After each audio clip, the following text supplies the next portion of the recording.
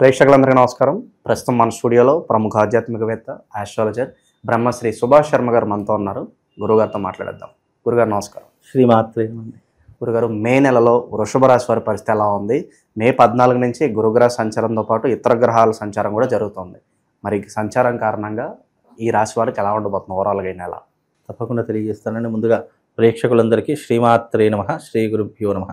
నమో దేవ్యై మహాదేవ్యై శివాయై సతతం నమః. నమ ప్రకృత్యై భద్రాయై నిహతాం ప్రణతాస్మిత. వృషభ రాశి వారికి ఈ సంవత్సరము, ఈ నెల చాలా అద్భుతంగా నడుస్తుంది. ఇప్పుడు మే 14 తర్వాత గురువు మిథునంలోకి అడుగు పెడుతున్నాడు. మిథునంలోకి అడుగుపెట్టిన మరుక్షణము వృషభ రాశి వారి యొక్క జీవితం టర్నింగ్ కాబోతుంది. వాళ్ళు పట్టిందల్లా బంగారం అవుతుంది. అనుకున్నటువంటి పనులు సకాలంలో పూర్తి చేసుకోగలుగుతారు. ముఖ్యంగా వివాహాది శుభకార్యాలు, అలాగే గృహప్రవేశాది శుభముహూర్తాలు, ఇలాంటివి ఎక్కువగా చేసేటటువంటి అవకాశాలు వీళ్ళ జీవితంలో కనిపిస్తాయి. ఎవరికైతే గృహయోగం లేదో, ఎవరికైతే వివాహం కాలేదో, ఈ సంవత్సరము రెండూ కూడా వాళ్ళ జీవితంలో జరిగేటటువంటి అవకాశాలు వృషభ రాశి వారికి కనిపిస్తున్నాయి. ఇల్లు లేనటువంటి వారు ఇల్లు తీసుకునే అవకాశం, వివాహం కానటువంటి వారికి ఈ సంవత్సరం వివాహం తప్పకుండా జరిగేటటువంటి అవకాశము వీళ్ళ జాతకంలో కనిపిస్తుంది. కాబట్టి వృషభ రాశి వారు ఈ సంవత్సరము, ఈ నెలతో పాటు వాళ్ళ జీవితం టర్నింగ్ అయ్యేటటువంటి అవకాశం. మే 14 దాటిందా, పెట్టుబడులు పెట్టాలనుకున్నా, వ్యాపారం చేయాలనుకున్నా, విదేశాలకు వెళ్ళాలనుకున్నా, ఇంటి యందు ఏదైనా శుభకార్యాలు చేయాలనుకున్నా, లేదా కొత్త పనులకు శ్రీకారం చుట్టాలనుకున్నా, వాళ్లకు ఈ యొక్క మాసము చాలా అద్భుతమైనటువంటి యుగం. పౌర్ణమి దాటిందా, పౌర్ణమి తర్వాత వీళ్ళ జీవితానికి తిరుగు ఉండదు. కాబట్టి వీళ్ళ యొక్క అదృష్టం ఎలా ఉంటుంది అంటే, దేంట్లో పెట్టుబడి పెట్టనివ్వండి, అందులో 100% సక్సెస్ సాధిస్తూ ఉంటారు.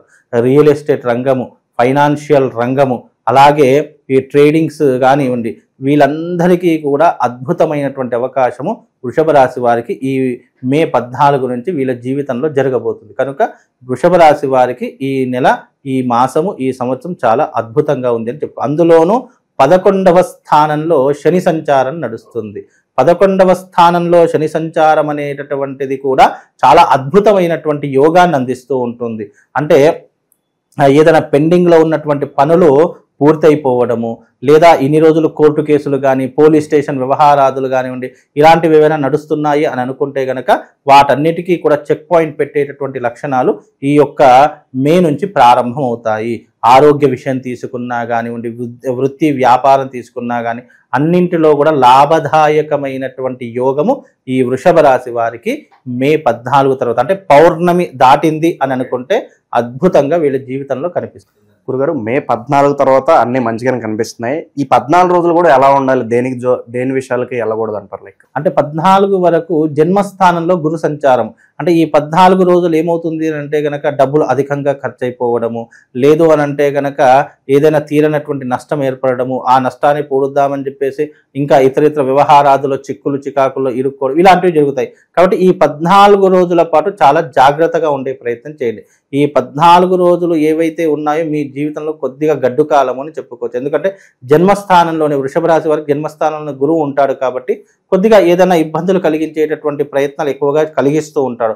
అది మన పాపకర్మ వల్ల కావచ్చు, లేదా మనం స్వయంకృత అపరాధం వల్ల కావచ్చు. కనుక ఈ 14 రోజులు ఎంత జాగ్రత్తగా ఉండాలో అంత జాగ్రత్తగా ఉండేటటువంటి ప్రయత్నం చేస్తే ఇక రాబోయేటటువంటి రోజులన్నీ కూడా చాలా అదృష్టమైనటువంటి రోజులు అని చెప్పుకోవచ్చు. అంటే వీళ్ళ జీవితంలో ఏదైనా ఉన్నత శిఖరాలు అధిరోహించాలనుకున్నా, లేదా వాళ్ళు అనుకున్నటువంటి సంకల్పం నెరవేరాలనుకున్నా, ఇది చాలా కీలకమైనటువంటి రోజు అని చెప్పుకోవచ్చు. కాబట్టి ఈ 14 రోజులు స్థిమితంగా ఉండే ప్రయత్నం చేయండి. కోపానికి, ఆవేశానికి గురి కాకుండా చూసుకోండి. తొందరపాటు నిర్ణయాలు అస్సలు తీసుకోకండి. ఇతరుల విషయాల్లో అస్సలు కలుగజేసుకోకండి. ఎందుకంటే ఇతరుల విషయాల్లో కలుగజేసుకుంటే వాళ్ళ పాపం మనకు వస్తుంది, మన పుణ్యం వాళ్ళకు పోతుంది. కాబట్టి కొన్ని విషయాలు చాలా జాగ్రత్తగా ఉండే ప్రయత్నం చేయండి. వీలైనంత వరకు ఈ 14 రోజుల పాటు దైవ సాన్నిధ్యంలో గడిపే ప్రయత్నం చేయండి. సమయం దొరికిందా, దగ్గరలో ఉన్నటువంటి ఆలయానికి వెళ్ళండి. అక్కడ స్వామివారి యొక్క నామస్మరణ చేసుకోండి, లేదా మీ ఇంట్లో కూర్చుండి చక్కగా స్వామివారి యొక్క నామస్మరణ చేసుకోండి. దానివల్ల వీళ్ళకు శుభం లాభం కలుగుతుంది. ఎందుకంటే ఇప్పుడు వచ్చేటటువంటి కాలం వీళ్ళకు అదృష్ట యోగం కాబట్టి వాళ్ళు వినియోగించుకునేటటువంటి విధానంలో ఉంటుంది. ఎందుకంటే ప్రపంచమునందు భగవంతుడు మనిషికి ఇచ్చినటువంటి గొప్ప వరం ఏంటి అంటే మంచి చెడులు ఏమిటి అని తెలుసుకునేటటువంటి విచక్షణ జ్ఞానం మనకి ఇచ్చారు కాబట్టి మనం మంచి ప్రయత్నాలు చేస్తున్నప్పుడు మనకు మంచి ఎదురవుతుంది. చెడు ప్రయత్నాలు చేశాము, చెడుగా ఆలోచించామనుకోండి, అదే రిఫ్లెక్షన్ అయి ఉంటుంది. అంటే మన జీవితం ఒక అద్దం లాంటిది అన్నమాట. మనం ఎలాంటి విధానాలు మనం అద్దంలో చూస్తే అలాంటి విధానాలు రిఫ్లెక్షన్ అవుతాయి.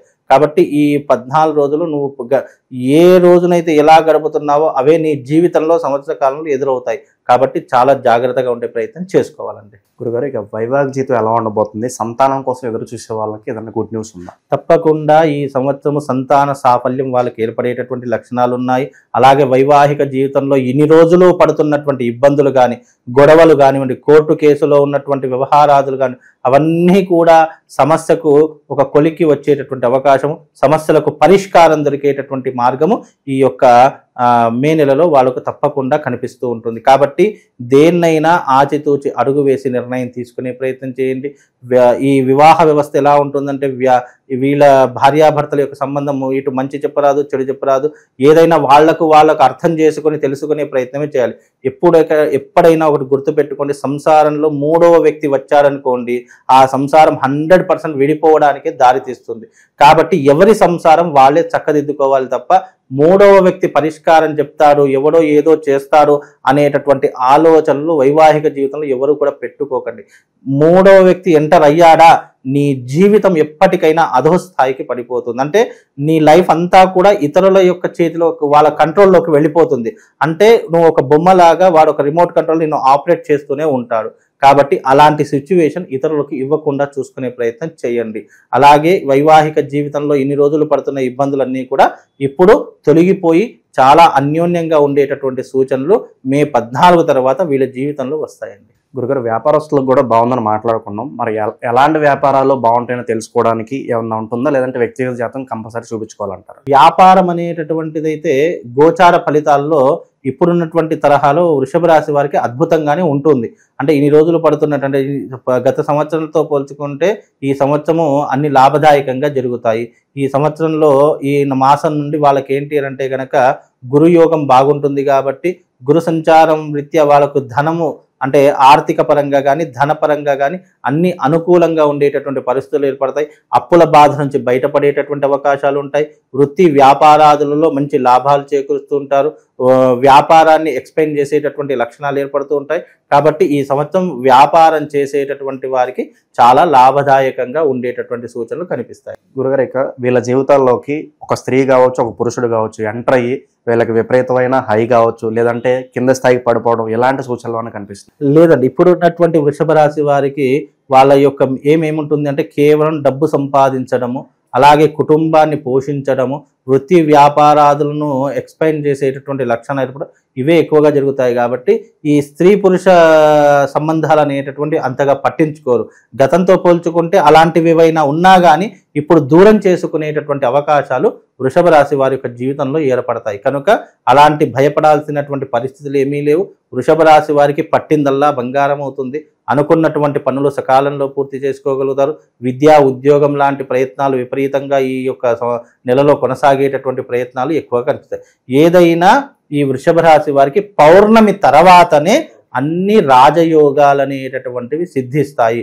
చాలా మందికి తెలియనటువంటి విషయం, రాజయోగం సిద్ధిస్తుంది అని అంటే ప్రయత్నపూర్వకంగా మనిషి తాను పెట్టవలసినటువంటి ఎఫెక్ట్స్ పెడితేనే రాజయోగం అనేటువంటి సిద్ధిస్తుంది. కాబట్టి గోచార ఫలితాల్లో నా జాతకం అద్భుతంగా ఉంది, ఇక నేను ఏం చేసినా కూడా చెల్లుతుంది అనేటటువంటి అపోహలో మాత్రము, మూఢనమ్మకంలో మాత్రం ఎవరూ కూడా ఉండకండి. ఎందుకంటే జాతకం బాగుంది అని అన్నప్పుడు మానవ ప్రయత్నంగా మనం ప్రయత్నపూర్వకంగా ఏ పని చేసినా కూడా అందులో దైవిక సహకారం అనేటటువంటిది మాత్రం దొరుకుతుంది. కాబట్టి మీరు మానవ ప్రయత్నం చేస్తూనే ఉండాలి.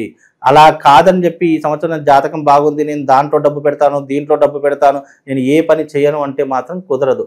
కష్టంలోనే భగవంతుడు కొలువై ఉంటాడు. కాబట్టి జీవితంలో వృషభ రాశి వారికి మానవ ప్రయత్నంగా మనం అన్ని విధానాలు చేకూరుస్తూ భగవంతుని యొక్క సహకారాన్ని పొందాలే తప్ప మనం ఏం చేయకుండా ఉండాలి అనేటటువంటి ఆలోచన ఎవరు కూడా పెట్టుకోకండి. అందులోనూ బాగుంది అని అనుకున్నప్పుడు మీ తెలివితేటలకు పదును పెట్టాలి. మీరు పెట్టేటటువంటి ప్రతి ఇన్వెస్ట్మెంట్ ఇది నాకు సహకరిస్తుందా లేదా అనేటటువంటి అంచనా వేసుకునేటటువంటి విచక్షణ జ్ఞానం ఉండాలి. అలాగే మీరు డబ్బు పెట్టేటటువంటి ప్రతి లావాదేవీల విషయాలలో 10 మంది సలహాలు సూచనలు పాటించాలి. గర్వానికి పోయారా మీ యొక్క అహంకారం భగవంతుడే దించుతారు. కాబట్టి ఎప్పుడు కూడా గర్వానికి వెళ్ళకండి. బాగుంది అని అనుకున్నప్పుడు దానికి 10 మంది సలహాలు సూచనలు పాటించి దానికి అయ్యేటటువంటి విధానాలు మీరు అనుసరించి వెళితే వృషభ రాశి వారికి పట్టిందల్లా బంగారం అవుతుంది. ఇది చాలా జాగ్రత్తగా గుర్తుపెట్టారు. గురుగారు, దూర ప్రయాణాలు చేసేవారికి ఏదన్నా సూచన ఉందా? అవి బాగా కలిసి వస్తాయి అంటారు, లేదంటే అవాయిడ్ చేయడమే బెటర్ అంటారు? దూర ప్రయాణాలు చేసేటటువంటి వారికి ఎలాంటి ఇబ్బందులు లేవు. దూర ప్రయాణాలు చేస్తున్నారు అని అంటే కనుక కలిసి వచ్చేటటువంటి అవకాశం ఉంటేనే సుదూర ప్రాంతాలకు వెళ్ళేటటువంటి లక్షణాలు వీళ్ళకి కనిపిస్తాయి. అందులోనూ వృషభ రాశి వారికి ఈ సంవత్సరము అద్భుత యోగము వాళ్ళ జీవితంలో వరించేటటువంటి అవకాశం ఉంటుంది. కాబట్టి వీళ్ళకు అన్ని రంగాలలో విజయమే చేకూరుతూ ఉంటుంది. పెద్ద చెప్పుకోదగ్గటువంటి ఇబ్బందులు అయితే వీళ్ళ జాతకంలో కనిపించడం లేదు. ఎంతకైనా మంచి కాస్త జాగ్రత్తగా వ్యవహరించి మీరు ఎలాంటి పన్నైనా చేసుకునే ప్రయత్నం చేసుకోండి. గురుగారు, ఈ 14 రోజులు ఓపిక పడితే చాలా వరకు కూడా ఈ నెల కావచ్చు, సంవత్సరం మంచి ఫలితాలు ఉన్నాయి. సో దీనివల్ల పక్క వాళ్ళ చూపు కావచ్చు, నరఘోష, నరదిష్టి ఇవన్నీ ఎక్కువైపోతూ ఉంటాయి. మరి దీని పరిష్కారం ఏంటంటారు వీళ్ళకి? చాలా మంచిగా చెప్పారండి. ఎందుకంటే ఒక మనిషి ఎదుగుతున్నాడు అని అంటే తప్పకుండా మీరు అన్నట్టు నరఘోష, నరపీడ ఇవి రెండూ కూడా మనిషిని వెంటాడుతూ ఉంటాయి. ఆ నరఘోష, నరపీడ నుంచి తప్పించుకోవాలి అని అనుకుంటే గనక వీళ్ళకు అరిష్ట నివారణ తంత్రయాగం సజెస్ట్ చేస్తాను. అలాగే వీళ్ళు ఒక కరంగలి మాలను మెడలో ధరించుకునే ప్రయత్నం చేయండి. అది మిమ్మల్ని ఎప్పుడు కూడా పాజిటివ్గా ఉంచడానికి, మిమ్మల్ని నెగిటివ్ నుంచి దూరంగా ఉంచడానికి ఈ కరంగలి మాల మీ జీవితంలో ఉపయోగపడుతుంది. కాబట్టి కరంగలి మాలను ధరించడం వల్ల కొంతవరకు ఉపశమనం కలుగుతుంది. అలాగే మీరు రోజు గనక మీరు వృత్తి వ్యాపారంలో ఉన్నారు లేదా రాజకీయంలో ఉన్నారు అని అనుకుంటే గనక ఓం దేవానాంచ ఋషీనాంచ గురు కాంచన సన్నిభం వందనీయం త్రిలోకేశం తం నమామిం బృహస్పతిం అనేటటువంటి మంత్రాన్ని చదువుకోండి. లేదు అని అంటే గనక ప్రతిరోజు ఓం బృహస్పతయే నమః, ఓం బృహస్పతయే నమః అనేటటువంటి మంత్రాన్ని మీరు ఎక్కడున్నా ఏ ప్రదేశంలో ఉన్నా ఆ మంత్రాన్ని ఉచ్చరించేటటువంటి ప్రయత్నం చేసుకోండి. తద్వారా వాళ్ళకు శుభం లాభంతో పాటు అదృష్ట యోగము, ధన యోగం కూడా సిద్ధించేటటువంటి అవకాశాలు ఈ మంత్రం ద్వారా వాళ్ళకు కలుగుతాయండి. గురుగారు, ఇంకా విశేషంగా దైవారాధన విషయంలో వీళ్ళు ఎలాంటి రెమెడీస్ చేసుకుంటే బాగుంటుందంటారు ఈ నెల? ఈ నెలలో గనక వీళ్ళకు విపరీతమైనటువంటి ధనాకర్షణ కలగాలనుకున్నా, వీళ్ళ జీవితంలో ఏ పనికి వెళ్ళినా ఆ పనిలో విజయం సాధించాలన్నా ఈ 12వ తారీఖున విశేషమైనటువంటి బౌద్ధ పౌర్ణిమ రావడం జరుగుతుంది. దీనిని వ్యాస పౌర్ణిమ అని కూడా పిలుస్తారు. ఈ పౌర్ణిమ రోజున వాళ్ళందరూ కూడా మేము చేసేటటువంటి యజ్ఞంలో పాల్గొనండి. ఇది అరిష్ట నివారణ తంత్రంతో పాటు తిలహోమ తంత్రం కూడా ఆ రోజున చేయిస్తున్నాము. ఈ తిలహోమ తంత్ర యాగంలో వాళ్ళు పాల్గొంటే వాళ్ళకున్నటువంటి నెగిటివ్ ఇంపాక్ట్ తొలగిపోతూ ఉంటుంది. ఎవరైతే ఈ తిలహోమ తంత్రంలో పాల్గొంటారో వాళ్లకు శివశక్తి స్ఫటిక లింగం ఒకటి వాళ్ళకు ప్రసాద రూపకంగా ఇస్తాను. దాన్ని ప్రతిరోజు పూజించుకోవడానికి, దాన్ని పూజించుకుంటే వాళ్ళకు ఉన్నటువంటి గ్రహపీడలు, ఏలినాటి శని దోషాలు, వాళ్ళకి ఏదైనా నెగిటివ్ ఇంపాక్ట్, నరఘోష, నరపీడ ఉన్నా కూడా వాటన్నిటి నుంచి దూరం అయిపోయేటటువంటి అవకాశాలు వీళ్ళ జీవితంలో ఏర్పడతాయండి. ఓవరాల్గా వృషభ రాశి వాళ్ళకి ఈ నెలలో అలాగే ఈ సంవత్సరంలో కూడా ఎలాంటి ఫలితాలు ఉండబోతున్నాయి మీ మాటల్లో చాలా బాగా వివరించారు గురుగారు. ధన్యవాదాలు. శ్రీమాత్రే.